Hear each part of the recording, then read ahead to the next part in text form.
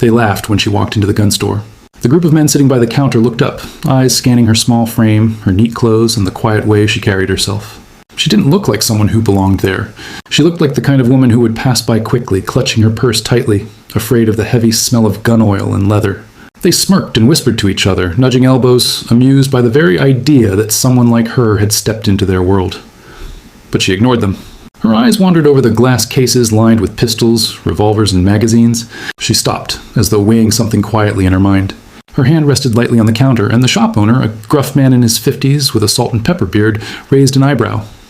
"Can I help you, ma'am?" he asked. His tone was polite, but behind it was a flicker of doubt, as though he wondered if she was lost or confused. "Yes," she said, her voice calm but firm. "I'd like to see that one." She pointed directly at a sleek, heavy semi-automatic pistol resting in the case. The men behind her snickered. One of them muttered under his breath, "Probably wants a pink one to match her nails." The others chuckled, shaking their heads. The shop owner hesitated. "Are you sure? That one's got a lot of kick. Maybe you'd be more comfortable starting with something lighter." Her gaze was steady.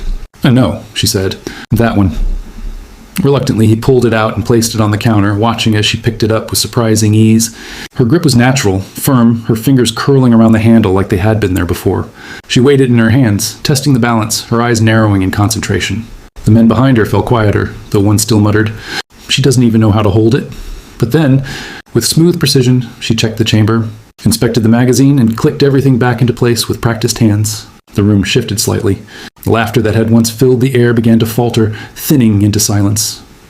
"I'll take it," she said simply. The shop owner raised his brows. "You've shot before?" "Once or twice," she replied almost absently, as though the truth lay far deeper than her words admitted. 1 hour later, everything had changed.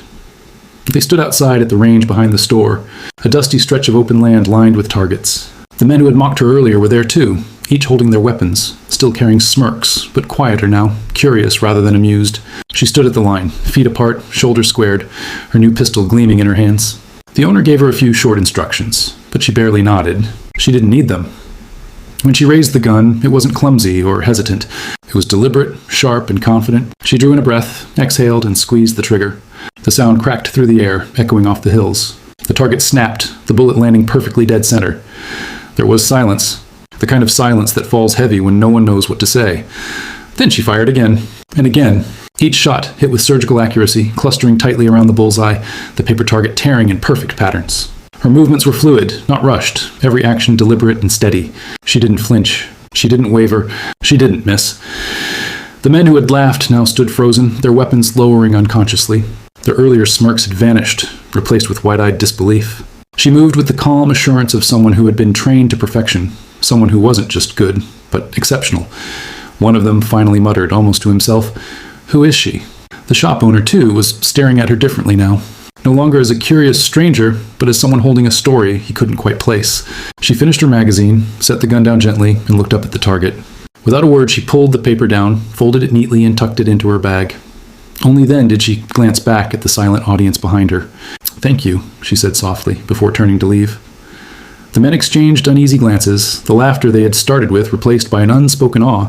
It wasn't just that she was good, it was the way she carried herself, the way skill and composure radiated from her as naturally as breathing. She wasn't someone who had walked in to prove a point. She wasn't someone who had come to play around. She had come, done what she needed to, and left. And that was what shook them the most. The truth was, she hadn't always been that woman. Years earlier, she had been like anyone else, ordinary, quiet, unnoticed. Until the night everything changed. A night when fear had pressed against her chest, when helplessness had burned into her memory.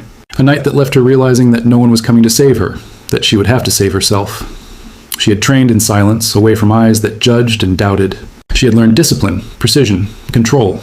Every bullet she fired carried with it the weight of her determination to never feel powerless again. What they saw in that 1 hour at the range was not luck, and it wasn't chance. It was years of unseen dedication, hidden behind her calm exterior. And though they would never know her full story, they would never forget the sight of her standing there, every shot echoing through the air like a declaration. That day, they had laughed when she walked into the gun store, but an hour later they stood frozen, the memory etched into their minds, not just of her skill, but of the quiet strength she carried, strength that needed no validation, no explanation. It was a reminder they wouldn't soon forget, that sometimes The ones you least expect are the ones who carry the most power. And she didn't need their laughter, their approval, or their fear. She simply walked away, her step steady, her head high, leaving behind silence thick with respect.